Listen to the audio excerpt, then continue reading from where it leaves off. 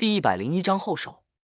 冰冷的海水瞬间淹没了克莱恩，浸透了他身上的金红色长裙，让他沉甸甸的如同石头，拖着人体往下击沉。但与此同时，蠕动的饥饿也吃掉了那个海盗，减轻了整整一个人的重量。克莱恩没有试图上浮，而是继续下沉，隐约听见好几声扑通，隔着波浪远远传来，似有水手途经的海盗正锲而不舍的追赶。这里是他们的主场，他们能在这里像鱼一样活动很长一段时间。克莱恩并没有惊慌，作为一名不做无准备表演的魔术师，他当然考虑过行动失败后的撤离方案，毕竟没有事情会100%成功。虽然为了最好的扮演伊莲，不被疾病中将特雷茜发现破绽，他不仅未带其余神奇物品和钱包现金，就连刚制作的那些与水、风领域相关的符咒都丢在了灰雾之上，但这不会妨碍他的发挥。神灵、眷者、信徒三位一体的状态让他有诸多奇妙操作应对类似的局面。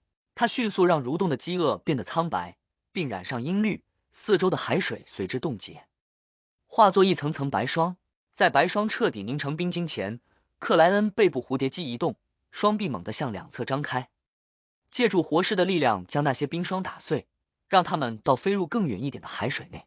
这样一来，他周边就临时有了个不存在海水的狭小空间。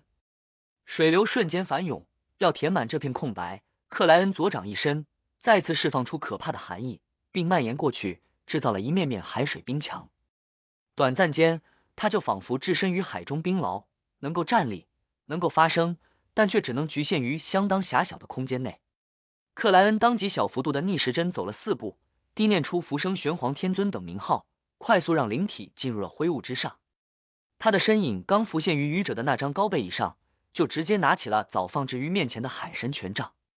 无需辨认，克莱恩念头一动，筛选出了象征新晋海神信徒格尔曼斯帕罗的那个光点，循着提前建立好的联系，抬起乳白短杖，让一颗颗青蓝色的宝石绽放出蒙蒙光辉。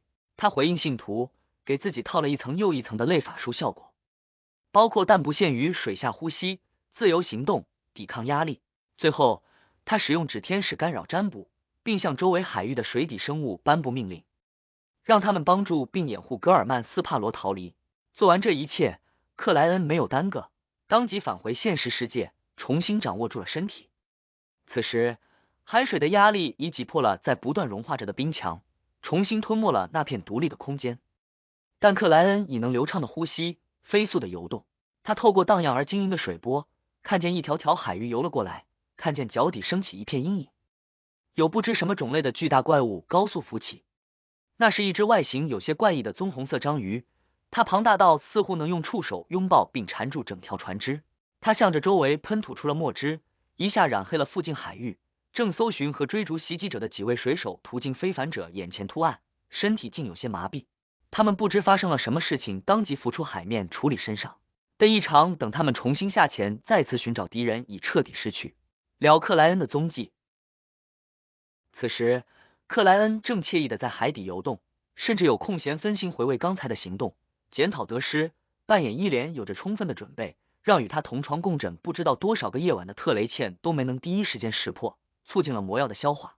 过程里还战胜心理障碍，找到了既融入又抽离的精神状态，这对魔药的消化有极大的帮助。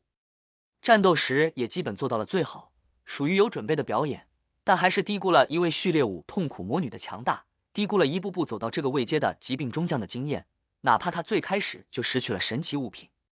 凭我现在的实力加封印物，也很难速杀，除非动用海神权杖。但这是在罗斯德群岛海域，今天的战斗可以非常明显的看出，我还缺一件强力的攻击性神奇物品。面对行动失败这个事实，克莱恩毫无疑问的有些失落，可他并不沮丧，因为事情还没有结束。他打算写信给阿兹克先生，看对方是否对死神相关的古代文献感兴趣，有没有时间过来一趟。克莱恩离开船长室前，有打响指点燃衣帽房内换下来的那套男装，以及属于自己的头发和皮屑，这表面看起来是务求不留一点痕迹，实际却是掩饰和欺瞒。他要掩饰的是进入船舱后，隐蔽丢入某些房间的根本没谁会注意的发丝、纽扣。当疾病中将特雷茜被误导为袭击者，害怕暴露身份，害怕遭隔空诅咒，谨慎抹掉了自身残留的所有痕迹后，他就很难再让海盗们认真的检查是否还有类似事物遗存。有了那些发丝、纽扣，克莱恩在一定时间内就能借助占卜锁定黑死号的位置。这样一来，只要阿兹克先生表达了意愿，他就可以带着对方迅速找到疾病中将特雷茜。原本还以为不需要阿兹克先生的帮助，仅靠自己就能成功的，终究还是差了一点点。克莱恩叹了口气，觉得自己的自尊心有些受创，这就是他不一开始就找大佬帮忙的原因之一。另一个原因则是他无法完全确定特雷茜掌握了那批与死神相关的古代文献，如果真的没有，让阿兹克先生白跑一趟是相当尴尬的事情。而且他担心，即使有了阿兹克先生的协助，要找到黑死号，找到疾病中将特雷茜，依然得变成伊莲的样子，依然得穿上对方的衣服，以自身为诱饵展开行动。在熟人面前，这就太羞耻了。其实，如果不是为了获得情报，只是单纯的除掉疾病中将特雷茜，事情会简单很多。等我游回拜亚姆，去灰雾之上，借助锁定的位置，用海神权杖制造一场风暴就行了。这不是说大范围的攻击必然能当场杀死特雷茜，而是这会引起海王亚恩考特曼的注意，到时候黑死号的行踪就暴露在风暴教会的眼皮底下了。海王喜提疾病少女，克莱恩自嘲般摇头，循着占卜家灵性直觉的指引，向着海岸线飞速游动。黑死号上，特雷茜解除了重重防御，穿着染血的破烂衬衣，走到镶满钻石的手镯旁，弯腰将它拾起。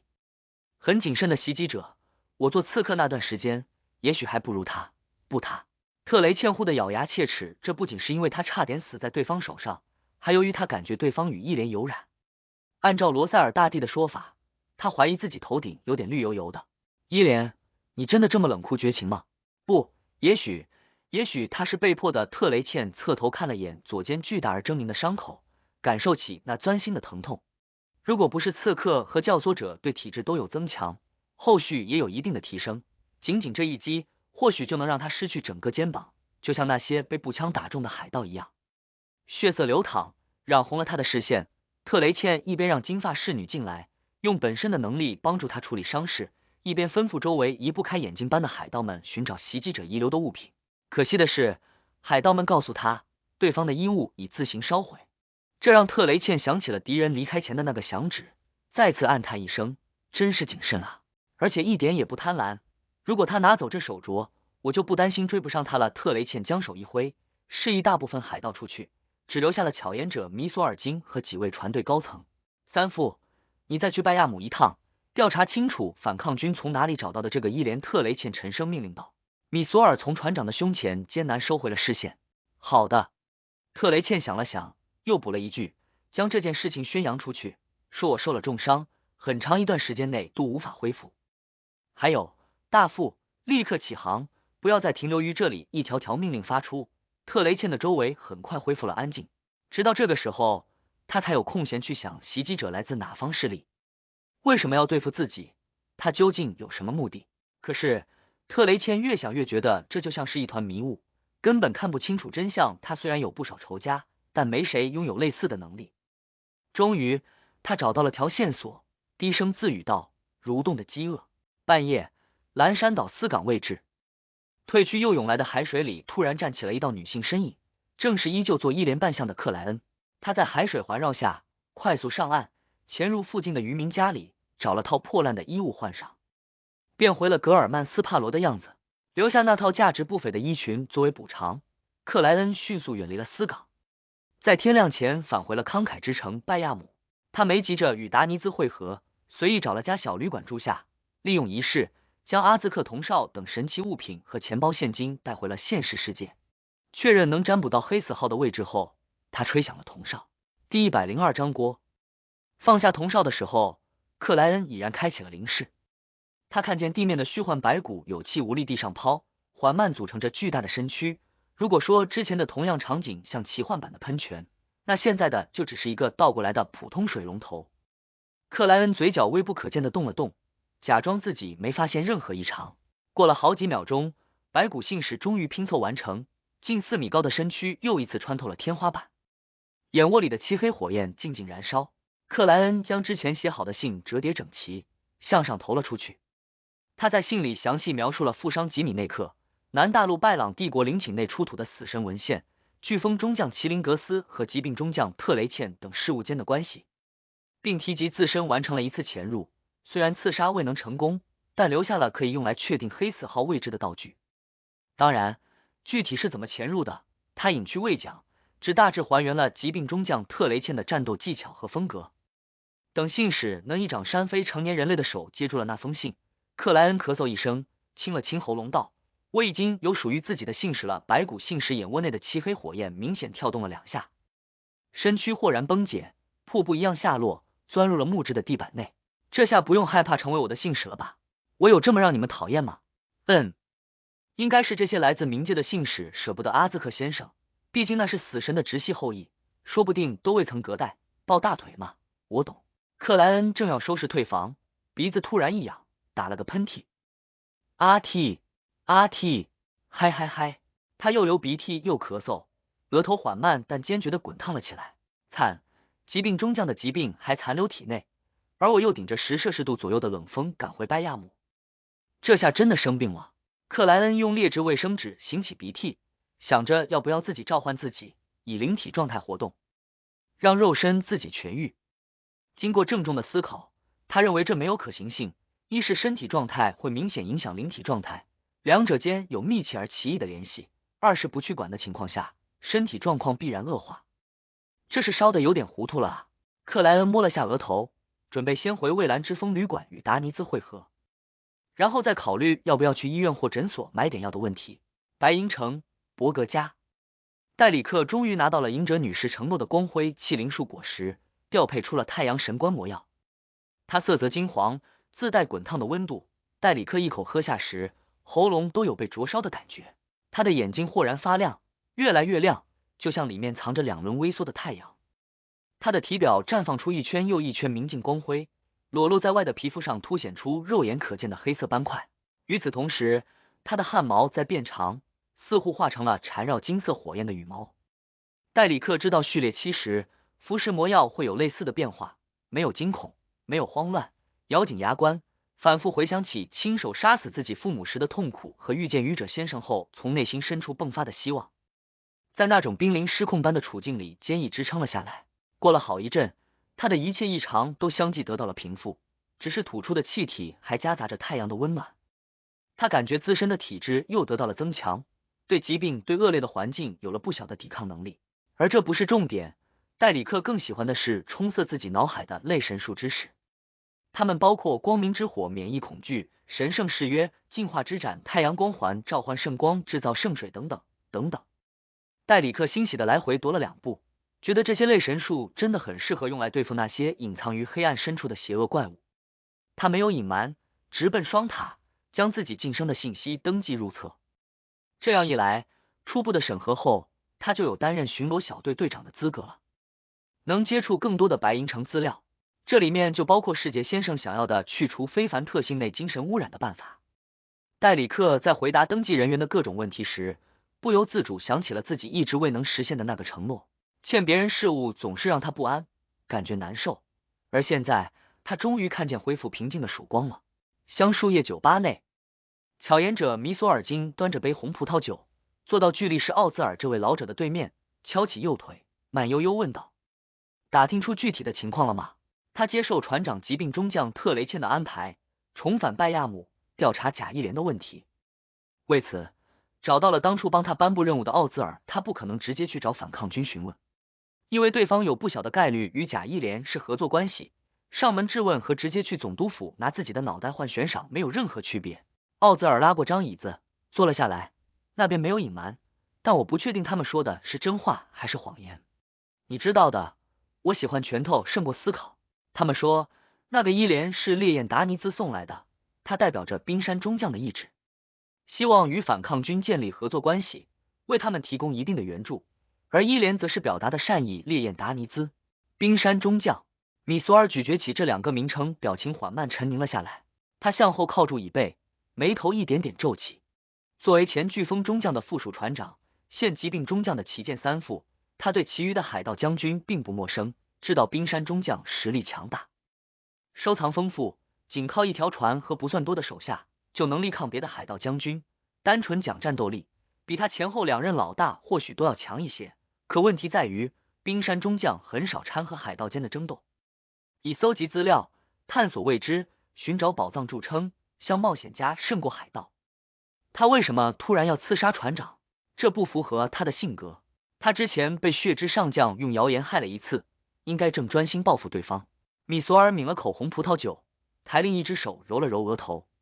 他暂时不再去想冰山中将，将注意力放回了烈焰达尼兹身上。仔细回忆中，他瞳孔突缩，发现那熟悉的黄金梦想号第4水手长最近真的有些问题。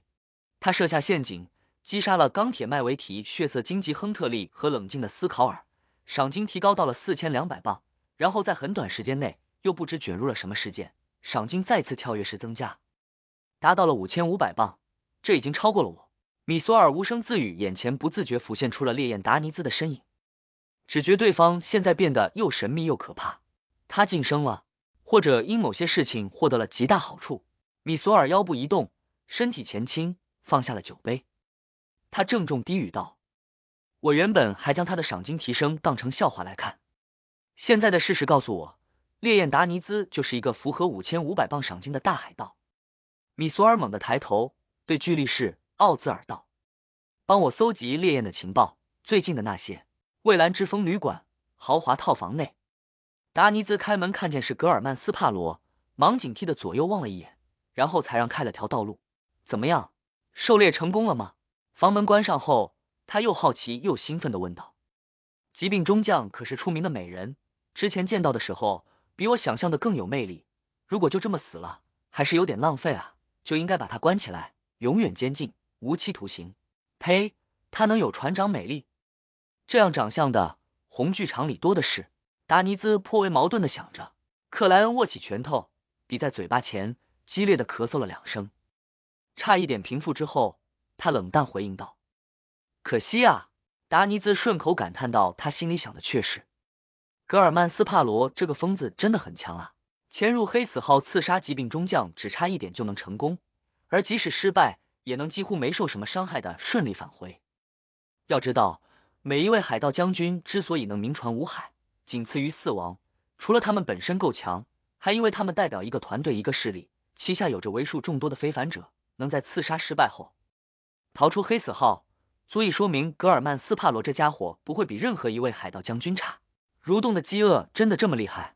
不，假如是我，即使有蠕动的饥饿，也没法办到类似的事情。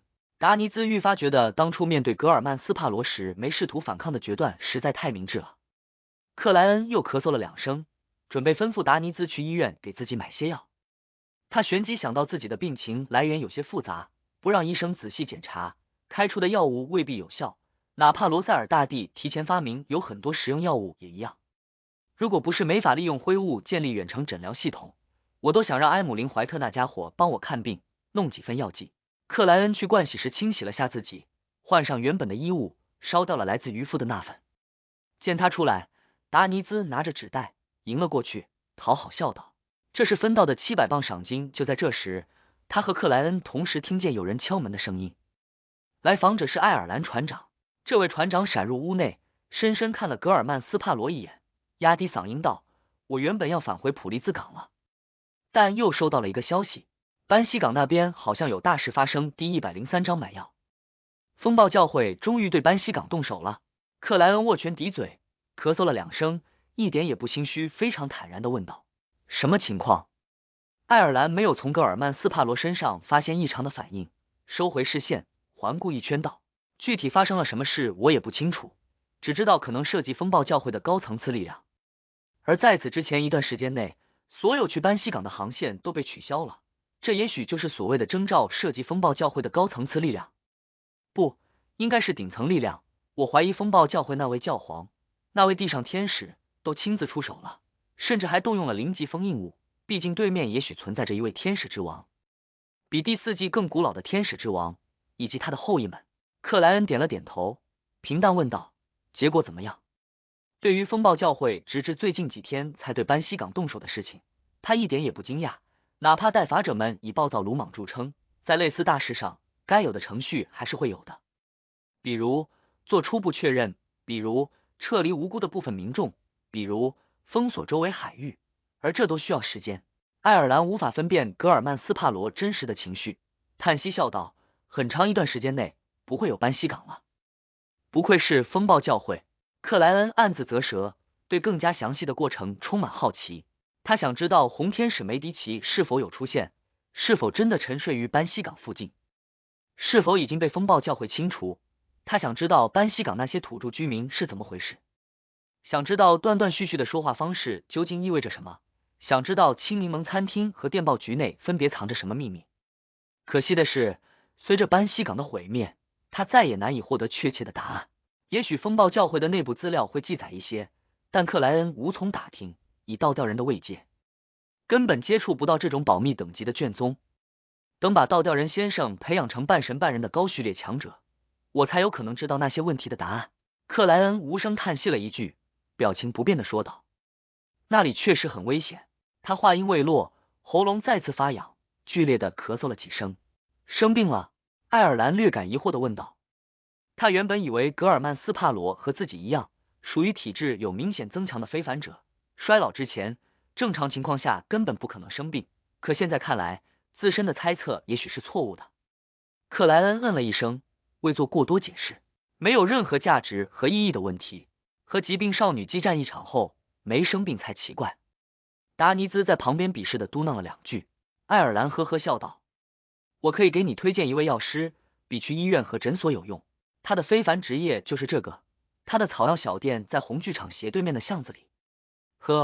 以贩卖壮阳药剂著称，但这不是他最擅长的领域。是不是每一位药师都会开发类似的药剂？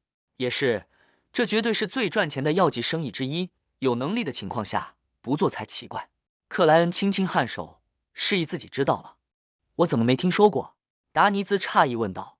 他最近几个月才来拜亚姆。你上次到慷慨之城是什么时候？爱尔兰轻笑反问。搭乘你那条破船的时候。达尼兹在心里默默回答道。他仔细回想了一下，发现最近几个月里，除了这段时间，自己只在假期开始阶段路过一次拜亚姆，其余时候要么漂在海上追寻宝藏，要么在别的地方别的港口喝酒玩乐。对慷慨之城细微处的变化确实不够了解。我在拜亚姆已经待了不少天，去了好几次红剧场，但却完全没有听说过那个药师。这只能说明他的壮阳类药剂效果有限。达尼兹嘴硬吹牛道。爱尔兰笑了笑，没和某个大海盗争论，转而对格尔曼斯帕罗道：如果只是正常疾病，那位药师开价顶多偏高一点，而且对你来说，昂贵并不重要，重要的是尽快恢复健康。每一位冒险者都不愿意处于疾病状态，因为这意味着危险，意味着随时成为别人的狩猎目标，意味着失控风险的增加。确实，保持良好状态对非凡者而言是相当重要的一环。不过，价钱也很重要，好不好？如果那药师开价1000镑，我还不如去医院买药，或者详细描述生病的经过，找埃姆林怀特这10成的吸血鬼弄几份药剂。虽然我现在已经有6000多镑的存款，还拿着几份非凡特性，但也要考虑将来啊。我还想添置一件拥有致命攻击力的神奇物品，还得追寻高序列魔药配方的线索。克莱恩在心里咕哝了几句。高序列魔药的配方在神秘世界里是无法用金钱来衡量的，所以克莱恩才想的是购买相应的线索。等到爱尔兰离去，克莱恩拿过那700镑赏金，分了达尼兹200镑。他戴好帽子，提上手杖，时而咳嗽时而擤鼻涕的出门，准备乘马车去红剧场附近。达尼兹很好奇那位药师的药剂，贴了2撇胡子，戴上鸭舌帽，跟随而去。经过克莱恩的指导，他已经明白用围巾捂脸这种行为在拜亚姆非常引人瞩目，遂接受建议，购买了假胡须。红剧场斜对面的巷子内，克莱恩刚一进入，就看见个男人从没挂牌子的草药店里畏畏缩缩出来，一发现有人，当即低下脑袋，匆匆而去。不用担心，我们不会猜测你究竟购买了什么药剂。克莱恩再次咳嗽2声，加快步伐，进入了那间昏暗的草药店。他目光一扫，忽有愣住，因为老板竟然是熟人。那老板穿着乡村巫医式的黑色长袍，30来岁，黑发棕瞳，脸庞很圆，体型胖乎乎的，正是贝克兰德智慧之眼老先生召集的聚会上那个口无遮拦、喜欢讽刺他人的胖药师。克莱恩曾经在某个马戏团里与对方见过面，认出了他。他不再出现于智慧之眼老先生的非凡者聚会，是因为离开了贝克兰德啊。克莱恩咳嗽一声，上前2步道：“给我配些药剂。”胖药师肩膀上停着只眼睛圆鼓鼓的猫头鹰，一人一动物同时抬头望向了克莱恩。短暂的观察后，胖药师露出了暧昧的笑容：“朋友，天气这么冷，就不要在外面做那种事情了。虽然那确实很刺激，这都什么跟什么啊？”克莱恩先是愣住，旋即明白了对方为什么会这么说。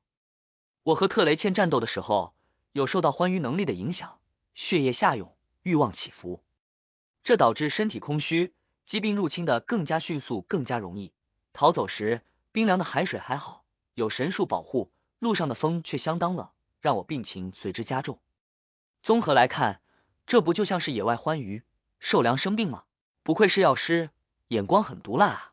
克莱恩保持表情不变，就那样看着胖药师，不开口，不回应，等着对方调配药剂。达尼兹则扭头望向了草药店外，忍笑忍得很是辛苦。这什么狗屎药师，连疾病少女散播的疾病都看不出来。他得意想到。胖药师见对方没接自己的话题，无趣的打开一个个柜子，拿出或常见或奇怪的草药、虫壳等物，装入一个纸袋里，递了过去道：“全部放入水里，煮半个小时，喝熬出来的液体。”斯苏勒是偏贵了一点。克莱恩扫了旁边的达尼兹一眼，后者立刻自动自觉的掏出了现金。胖药师一边收钱，一边弯下腰背，压低嗓音，嘿嘿笑道：“我有让你在那方面更加出众的药剂，添加了木乃伊粉的那种，需要吗？保证你满意。我知道你也许很强，但男人嘛，总追逐更强。首先，我得有个女朋友。”克莱恩冷淡的摇了摇头，拒绝了胖药师的推销。胖药师失望的直起了身体，他眼珠一转，打量起两人，随口问道：“你们是冒险家？”对克莱恩简洁回答，胖药师搓了搓手道：“我有个委托，不过必须完成了才有报酬。”多少报酬？克莱恩捏了下鼻子，100磅。胖药师心疼的喊道：“帮我找一个人，他叫罗伊金，他是我的老师，他让我到这里和他见面，但我等了几个月也没见到他，而且再也联络不上了。有画像，还或者照片吗？”克莱恩询问道。胖药师从腰间的暗袋里拿出张照片，递了过去，上面是位相当年轻的男子，头发整齐厚梳，戴着副框架眼镜，显得文质彬彬。“你老师？”克莱恩反问道。“说你是他的老师，我也许会信。”胖药师干咳2声道。“他至少有60岁了，只是看起来年轻，非凡能力还是神奇物品。”克莱恩若有所思的点了点头，询问起具体的情况。确定没有物品可以用来辅助占卜后，他拿着纸袋离开了这家草药店。等到他们的背影消失于巷子口，胖药师肩膀上站着的那只猫头鹰突然开口了：“达克威尔，那个家伙可能认识你。”第104章告别与再会。什么？他认识我？被称作达克威尔的胖药师悚然一惊，低声反问。猫头鹰眼睛圆鼓鼓的望着前方道：“我有注意到，他走进来看到你后，明显呆了2秒，也许是觉得我这个样子不符合他心目中药师的形象呢。”胖药师嘴硬反驳。猫头鹰翅膀张开又落下。如果你要这么想，我也没有办法。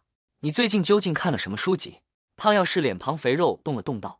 猫头鹰一脸正经和严肃的回答道：“我的阅读偏向取决于你的知识水准，很可惜，你掌握的能够教给我的单词只有那么一些。我不得不阅读词汇量要求比较低的通俗小说，而且这都是报纸上连载的。”胖药师达克威尔呵了一声。我等下去买一本食谱回来，叫做《东拜郎鸟类烹饪指南》。不等猫头鹰再说，他沉下表情，自言自语道：“他认识我，他看起来是标准的鲁恩人，至少有超过1半的鲁恩血统。我用假名在鲁恩待过好几个城市，有人认识并不奇怪，但还是得提高警惕。如果3月份前还没有老头的消息，我就必须离开这里了。”说着说着，他扭头看了肩膀上的猫头鹰一眼。“某些时候，你还是很有用嘛。不，你的眼神，你的肢体动作告诉我，你心里真实的想法是，该死，我明明想要一只能帮我对付怪物、对付黑帮打手的宠物，按照巨龙的标准去搜集了魔药配方和非凡材料，结果竟然得到了一个只知道看报纸看戏剧的傻鸟。该死，恨不得再给他灌瓶魔药。”那猫头鹰就像鹦鹉一样，绘声绘色的用胖药师的口音表演着。胖药师达克威尔的表情僵硬了几秒，嘿嘿笑道：“你清楚就好，傻鸟。如果不是我有驯兽师的能力，你一瓶魔药都承受不了。”草药店内，一人一动物同时陷入了沉默。过了好一阵，猫头鹰才假装什么事情都没有发生一样道：“达克威尔，这样真的有用吗？你已经委托了几十个冒险家，我又不擅长寻人，只能委托他们，而且必须真正找到或者确认了老头的下落，我才会支付报酬，一个便士都不会多花。”胖药师啧啧说道，旋即叹息了一声。老头总是自称幸运儿和命运的赢家，应该不会出什么事情。这些东西熬出来的药剂真的会有效吗？返回蔚蓝之风旅馆的马车上，达尼兹看着克莱恩放在旁边的纸袋道：“那里面有黑乎乎的草药，奇形怪状的虫壳和色泽诡异的花朵，总让人觉得不太可靠。”克莱恩点了点头，会，你又没喝过。达尼兹下意识反驳道：“我相信胖药师，他虽然嘴巴臭了点，毒了点，但心地还是比较善良的。而且，爱尔兰船长也认为他的药剂足够有效。”作为格尔曼斯帕罗，克莱恩没有回应达尼兹的质疑，直接拿起纸袋丢了过去。无需言语，达尼兹明白对面那家伙的意思是你来熬药，而他最近也习惯了做类似的事情，一点反抗的冲动都没有。回到蔚蓝之风旅馆，克莱恩找了张椅子坐下，看着达尼兹点燃壁炉，吊起陶罐，加水加草药，往后靠住。克莱恩觉得脑袋晕沉沉的，整个人很疲惫，似乎随时会睡过去。为了等药剂熬好，尽快解决生病的问题，他强行思考起各种问题，以战胜困意。仔细想想，和疾病中将的这场战斗，如果不是我突袭成功，一开始就压制住他，让他始终进入不了自身最擅长的节奏，直到最后才有机会隐身拉开距离，我或许不是他的对手。隐身和疾病这两种能力搭配起来真的很 bug， 再搭配刺客的致命一击，欢愉的牵制干扰，真是想打找不到，想跑跑不掉，只能眼睁睁看着自己身体渐渐虚弱，染上各种各样的疾病，甚至被对方魅惑，放弃抵抗。这一方面是每个序列5都很强，不愧是接近半神的位阶，另一方面也是蠕动的饥饿内各种能力的搭配还有明显缺陷，远称不上全面无短板。占卜家途径序列5密友大师的能力非常克制隐身，最近可以顺便帮胖药师找找他的老师，但在情报不足，几乎只有张照片的前提下，只能碰运气，看什么时候直接就遇上了线索，毕竟我不是神，没法凭空找人。等等，某种意义上来说，我还真是神，我可以让海神的信徒们帮忙找啊，只要那个叫做罗伊金的老绅士来过拜亚姆，总会遇到什么人，被谁看见过，而大部分土著居民都暗中信仰着海神，这就叫人民群众的汪洋大海。还有，在爱尔兰船长离开拜亚姆前，让他帮我介绍下军方联络人员，以后有什么消息可以找他们报销。顺便查一查最近几个月内登记在岸的轮船旅客，看有没有罗伊金这个人。另外还有一个办法，无线电收报机放在灰雾之上有段时间了，拿下来应该就可以联系魔镜阿洛德斯了。我原本打算问伊莲的下落，现在不需要再找那位红发女士，可以改为罗伊金。嘿，很多冒险家完全没有头绪的事情，我竟然有足足3个办法找人。思绪纷呈间，克莱恩终于熬到了药剂调配成功。看着达尼兹拿过来的那瓶墨绿泛黑液体，他迟疑了2秒，还是伸手接住，凑到了嘴边。咕噜，克莱恩顿时觉得喉咙如被火烧，脸庞一下涨红，这让他想起了上辈子是吃变态辣的滋味。忽然间，他整个人清醒了过来，堵塞的鼻子飞快畅通。咕噜咕噜，他勉强喝完，竟有种疾病已好了一半的错觉。到了晚间，他彻底痊愈，对药师的能力再没有一点怀疑。难怪魔药的名称叫药师。克莱恩戴上帽子，与达尼兹一起离开旅馆，在夜色下出了拜亚姆，来到藏于丛林另一侧的隐秘私港。今晚，黄金梦想号将向反抗军提供援助。经过一番协调和折腾，达尼兹利用降临仪式联络上了冰山中将艾德文纳。又过了好一阵子，那艘总是被刷得很整洁，有奇异主炮的船只驶入了私港。巨大的帆布上描绘着5种金币，它们分别是鲁恩的金棒、福萨克的金霍恩、英蒂斯的费尔金、费内波特的金里索、伦堡的萨森金。这就是黄金梦想号的旗帜，也是这个海盗团的象征。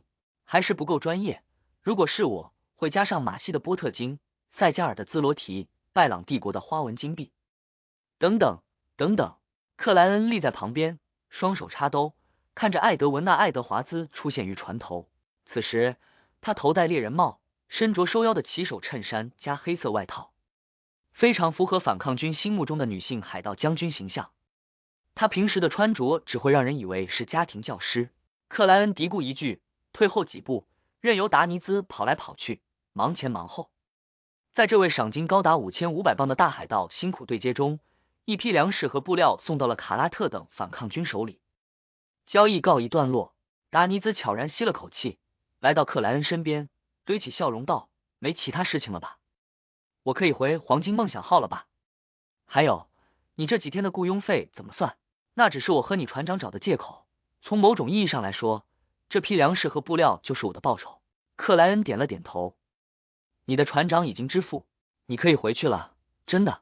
达尼兹竟有些不敢相信。虽然冰山中将艾德文娜就在后面不远的地方，但他还是害怕格尔曼斯帕罗这家伙突然发疯。克莱恩没有回应他，转过身体，直接走向了离开斯港的道路。达尼兹无声吐气，忍着激动的心情，快步跑回了黄金梦想号。等到船只在夜色里远去，那座属于反抗军的斯港越来越小，他才真正确信自己回到黄金梦想号了。这个瞬间，他只觉过去那大半个月经历了太多太多的事情，这前所未有的刺激就仿佛一场精彩的梦境。这时，有一名水手靠拢过来，好奇问道：头儿，钢铁麦维提真是你杀的吗？达尼兹顿时哈哈大笑，偷瞄了旁边的船长艾德文娜一眼，对手下道：这件事情上我做出了重要的贡献。我们边喝酒边说。深黑的海面上，黄金梦想号越行越远，回到蔚蓝之风旅馆，克莱恩正要睡下，突然看见周围的色彩变得异常鲜明，白色的床单更加白了，棕色的地板更加棕黄，暗红色的窗帘则如同鲜血。各种色块叠加的场景里，阿兹克艾格斯从忽有荡漾的虚空水波里走了出来。他依旧做衬衣、领结、燕尾服，高礼帽的打扮，肤色古铜，五官柔和，真羡慕啊！我也想要这种穿梭临界的能力。克莱恩暗自感慨了一声，保持样子不变，微笑问候道：晚上好，阿兹克先生。阿兹克取下礼帽，看了那颇为陌生的脸孔一眼，毫不奇怪的呵呵笑道：抱歉，我来的太匆忙了，我应该先出去敲门的。那批死神相关的文献具体是怎么回事？克莱恩边请他坐下，边将信里无法展开的事情详细描述了一遍，末尾则随口提了下班西港的事情，说那里涉及天使之王梅迪奇和他的后裔们。阿兹克靠着椅背，微皱眉头道：我的记忆里有这个名字，他应该有红天使和战争天使两个称号，不过他早就陨落了，早就陨落了。克莱恩愕然反问。阿兹克点了点头，苦苦思索道：我记得他是被血皇帝亚历斯塔图多杀死的，被血皇帝亚历斯塔图多杀死的。克莱恩瞳孔一缩，忽然想起了贝克兰德地下遗迹内那个徘徊上千年的恶灵，他自称是被血皇帝杀害的无辜者。第105章扑朔迷离。难道那个恶灵就是红天使梅迪奇，曾经侍奉那位造物主的天使之王，救赎蔷薇的创立者之一？克莱恩瞬间产生了这么个联想，并倒推回去，寻找痕迹和线索。红祭司牌的前任持有者，因为某种程度的吸引，来到那座地下宫殿内，死在了图铎后裔们的身旁。我梦中看见的那个恶灵，生前可以轻松斩杀强大的巨龙。他知道一种途径序列4木偶的魔药配方，甚至更多。他很清楚救赎蔷薇的事情，从大灾变后就存在于这个世界上的正神教会都不知道，以前的宾夕，现在的班西居住着梅迪奇家族的后裔，而那个恶灵却能给予相应的提示，他是红天使梅迪奇死后演化而成的可能很大。而一位天使之王竟然会被血皇帝亚历斯塔图多杀掉，这是否说明后者已经超越了序列1，达到了序列0真神位阶，已不可直视？那个恶灵自己说过，第4纪后期，所罗门帝国的黑皇帝、图铎帝国的血皇帝、特伦索斯特帝国的夜皇是在为序列0的位置争斗，直到亚历斯塔图铎疯掉。这是否意味着从那个时候开始，血皇帝就是一位半疯的真神了？对了，阿兹克先生也在信里提到，他被血皇帝亚历斯塔图铎扫了一眼，就失去了知觉。那个时候的他，至少已经是序列4的半神，血皇帝如此威势，只有位列真神层次才可以解释。阿兹克先生在那封信中还描述了复活归来的真正黑皇帝，称他坐在巨大的王座上，俯视着整个大地。黑皇帝能复活归来，大概率是序列灵位阶的真神。如果真是这样，四皇之战比我之前认为的高端很多啊，不再只是3位序列1争夺序列0的位置。克莱恩将前后许多事情联系起来，对第4季的历史有了全新的认识。可这样一来，许多疑问随之涌现。如果那个古老的恶灵真是天使之王梅迪奇，那座地下宫殿就很可能属于血皇帝亚历斯塔图多。那么，为什么会有2张并排的宝座？为什么会有6位正神的人形雕像？半疯的血皇帝为什么要杀掉红天使梅迪奇？他成为序列0后，又占据的是哪个位置？首先，可以排除黑皇帝，不会是红祭司吧？杀天使之王梅迪奇就是为了对方的非凡特性。可红祭司和黑皇帝不像是可以互相替换的相近途径，前者我几乎可以确定是和魔女途径一对。队长说过，服食其他途径的魔药时，第一次并不会死，大概率是疯掉的，并获得扭曲的可怕的诡异的力量。这符合血皇帝半疯的特质。他在最后一步，因为黑皇帝和相近途径的位置已经没有希望，做了最疯狂的选择，以半疯为代价转到了完全没关系的其他途径。但这同样有问题，晋升红祭司需要杀死天使之王梅迪奇，可为晋升前，亚历斯塔图铎仅靠自己又完成不了这件事情，除非有更多的序列1帮助他，或者序列0的真神。想到这里，克莱恩脑海内忽然闪过了地下宫殿里那一尊尊雕像，以月为枕的黑夜女神雕像，怀抱婴儿的大地母神雕像，被劈闪电的风暴之主雕像，英俊朝气的永恒烈阳雕像，高踞王座的战神雕像，戴着兜帽的知识与智慧之神雕像，同时从黑暗的房间内投来了冰冷的目光。这一刻，克莱恩竟有些不寒而栗，但是他清楚地记得6神支持的是特伦索斯特帝国，而非图铎王朝。第4季的历史越了解越迷惑越惊悚啊！克莱恩暗叹了一声。你在想什么？阿兹克艾格斯注意到了他的停顿。克莱恩随口扯道，我只是在想，既然红天使梅迪奇早在第4季就陨落于血皇帝亚历斯塔图铎之手，那么过去几百年里，班西港信仰的天气之神又是谁？他们表现出来的异常又是源于什么？说到这里，克莱恩戛然而止，因为班西港的事情和他想象的不一样。他原以为那里沉睡着红天使梅迪奇，结果没想到对方早就陨落。既然如此，青柠檬餐厅和电报局内隐藏的秘密就更加让人难以猜测，更无从推断来源，越是细想越是让人恐惧。那个恶灵提示宾夕镇会不会已经预料到这样的结果？这本身就是他摆脱封印的步骤，要不要把这件事情告诉阿兹克先生，看他有什么意见？先让身在贝克兰德的魔术师小姐注意那片区域，看有没有异常，如果没有，就等我重返贝克兰德，联络上沙伦小姐，征求过她的意见后，再告知阿兹克先生，毕竟是我们一起探索的遗迹，得尊重他的想法。要是有异常，那就只能事急从权了。克莱恩迅速有了决断。阿兹克听到他的疑问，哈哈一笑道，不要再去想这些事情，他们肯定已经被风暴教会埋葬，强行去探求原因，反而会带来极大的危险，即使达到天使位阶，也有因此陨落的可能。在神秘学世界里，好奇往往是导致死亡的主要因素。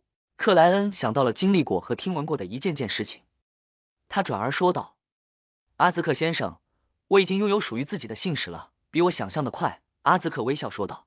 克莱恩随即简单的讲了讲自己怎么修改咒文，怎么完成召唤，怎么遇上奇葩灵界生物的。召唤灵界生物的时候，不是对应的职业，确实会出现类似的事情，需要反复尝试才有可能得到想要的结果，但反复尝试的过程中又容易遇到危险，即使你加上了友善等描述，也不是绝对的安全。召唤出来的灵界生物对你没有恶意，不想伤害你，不代表它本身的存在不会危害你，也许只是它自带的气息就能让你腐烂成血水。阿兹克听完极速者、若存在感者和奈基达者势力后，笑着提醒了几句，末了问道，最后怎么成功的？克莱恩不太好意思的说道，我把最后一句改成了愿意成为我信使的独特存在。阿兹克愣了一秒，古怪的看了克莱恩一眼，这描述太宽泛了，正常不会成功的。也许我当时极为幸运。克莱恩谨慎地将自己信使的样子描述了一遍，甚至为隐瞒对方所求金币的事情。阿兹克仔细回想了一阵，道：“我对这位灵界生物没有印象，但既然已经签订了契约，由冥界见证，他应该就不会危害到你。不过，在你彻底了解他之前，除了送信，尽量不要驱使他。”好，克莱恩本想说除了送信，也没什么事情可以驱使他，结果一下想起了和 A 先生战斗时的场景。房间内短暂静默，克莱恩将话题导回了正轨。阿兹克先生，我们什么时候出发去黑死号？拖延的时间越久，他在黑死号上留下的痕迹就越可能在日常清扫里被除去。现在阿兹克站了起来，戴上了礼帽。克莱恩穿戴整齐，正想找借口去盥洗室占卜下今晚行动是否危险，却被阿兹克抓住肩膀，直接带入了灵界。层叠的色块和近乎无形的一道道身影里，他听见阿兹克先生说道：“开始吧，这么直接，不需要确认下情况。也许大佬已经用自己的办法权衡过危险程度了。”克莱恩无声咕哝了2句，拿起手杖占卜自己遗留物品的下落。手杖自行飞了起来，向着前方翻滚跳跃。阿兹克带着克莱恩紧随其后，轻松穿行。没用多久，黑色的硬木手杖停顿了下来，前方是浓郁的黑色与重叠的阴影。通过这抽象的画面，克莱恩隐约辨认出它也许象征着黑死号。就在这个时候，阿兹克的身影却停顿了下来，语气略有些凝重的说道：“这里的灵告诉我，有危险，有危险，能让阿兹克先生都感觉危险。”疾病中将找来了帮手，魔女教派的高层。克莱恩豁然皱起眉头，他充分相信大佬的判断，因为死神途径的序列期叫做通灵者，提升到半神层次后有如此表现非常正常。阿兹克半闭眼眸2秒，旋即睁开道：“但问题不大，我们进去吧。”“问题不大，对您而言大概是这样。”克莱恩嘴角微抽，决定改变下容貌。如此一来，即使打不过，狼狈逃跑也不会被人找上门。瞬息间，克莱恩拥有了独具特色的宽下巴和墨绿色的冰冷眼眸，脑后是棕色的古代武士发髻。他伪装成了蠕动的饥饿的前主人飓风中将麒麟格斯。阿兹克扫了他一眼，四周的场景突然有了急坠的感觉，各种鲜明的颜色飞快淡去。只是眨眼的功夫，克莱恩发现自己又回到了疾病少女特雷茜的船长室。这位英气明艳的女海盗穿着另一件白色衬衣，左肩位置有明显的包扎痕迹，黑发一圈圈盘起，不再妩媚垂下。面对突然出现的来访者，她并没有惊慌，甚至露出了笑容。这时，一道柔美的女声难以分辨位置的响起，似左似右，似前似后：“是你。”